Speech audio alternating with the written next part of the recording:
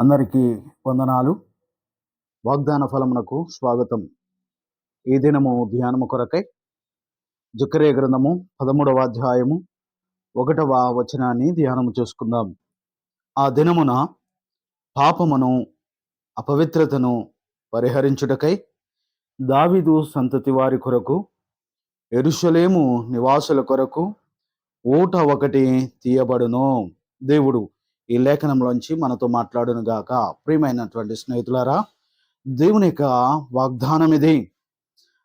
ప్రవక్త అయినటువంటి జకర్యా ద్వారా పాపమును ఎలాగూ పరిహరిస్తాడో దేవుడు తెలియజేస్తూ ఉన్నాడు. ఒక ఊట లేక జీవజలము మీ దగ్గరకు వచ్చి మిమ్మలను ఊపడానికి, మరి అపవిత్రతను తొలగించడానికి, పాపములను కడగడానికి ఆ జీవజలపు ఊట మీకు సహాయము చేస్తుందని, మిమ్మలను కడుగుతుందని, పరిశుద్ధపరుస్తుందని భక్తుడైనటువంటి జకర్యా ద్వారా దేవుడు తెలియజేస్తూ ఉన్నాడు. ఈ ఊట ఎవరు, ఏమిటి అని మనం ఆలోచన చేస్తే యేసుక్రీస్తు వారు ఇలాగన్నాడు, నేను పరలోకం నుంచి దిగి వచ్చినటువంటి జీవజలాన్ని నేనే. యేసుక్రీస్తు వారు ఆ ఊట, యేసుక్రీస్తు వారే ఆ జీవజలము కనుక ఆయన మన దగ్గరకు వచ్చి దావీదు సంతతికి, ఈ లోకములో ఉన్నటువంటి ప్రతి మానవుడికి మరి పరిశుద్ధతను కలుగజేయడము, అపవిత్రతను తొలగించడము అనేది చేస్తూ ఉన్నట్లుగా మనము చూస్తూ ఉంటాం.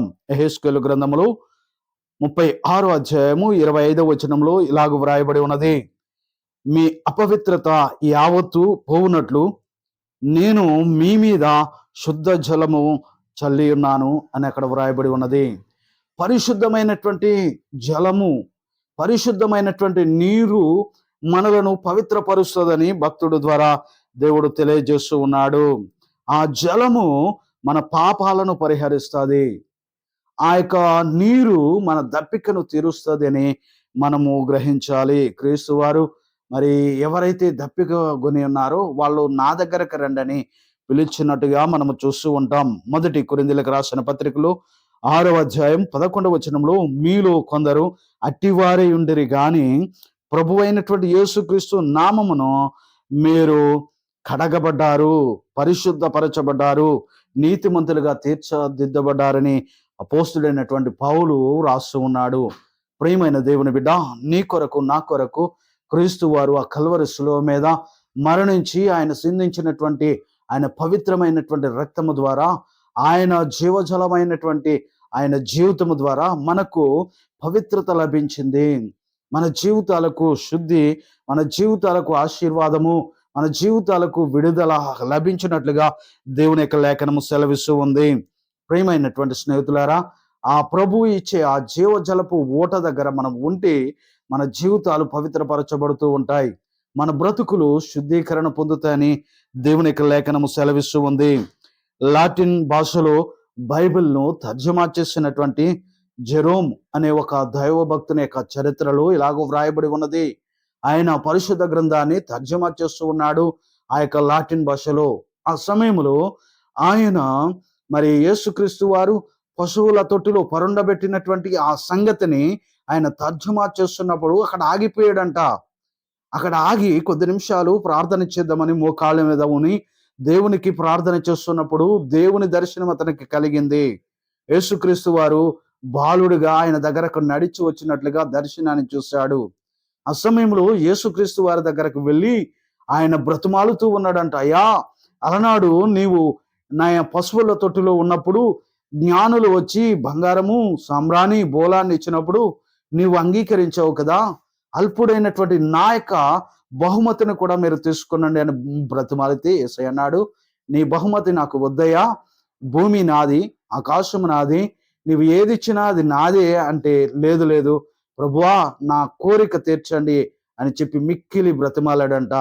అప్పుడు యేసు ప్రభు అన్నాడంట, సరే నానా, మరి ఏమిటి నీవిచ్చే బహుమతి అని అడిగి ఆయన అన్నాడంట, నేను ఒక మాట చెప్తాను, అది నాకు ఇస్తే నేను తీసుకుంటాను, వేరేది నాకు ఏది అవసరం లేదు అని యేసుక్రీస్తు వారంటే, ప్రభువా మీరు ఏదైనా అడగండి, నేను దాన్ని ఇవ్వడానికి సిద్ధముగా ఉన్నానంటే యేసుక్రీస్తు వారు అతను ఇలాగన్నాడంట, నీ పాపపు జీవితాన్ని నాకు ఇమ్ము అని అడిగాడంట.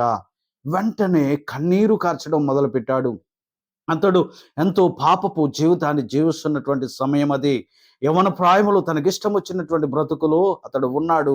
త్రాగుడుకు బానిస, మరి రకరకాలైనటువంటి చెడు వ్యసనాలకు బానిసగా ఉన్నటువంటి తన జీవితాన్ని ఆ క్షణమే ప్రభునకు సమర్పించి, అప్పటి నుంచి పవిత్రమైనటువంటి హృదయముతో ఆ పరిశుద్ధ గ్రంథాన్ని తర్జమా చేసి ప్రపంచానికి అప్పగించాడు.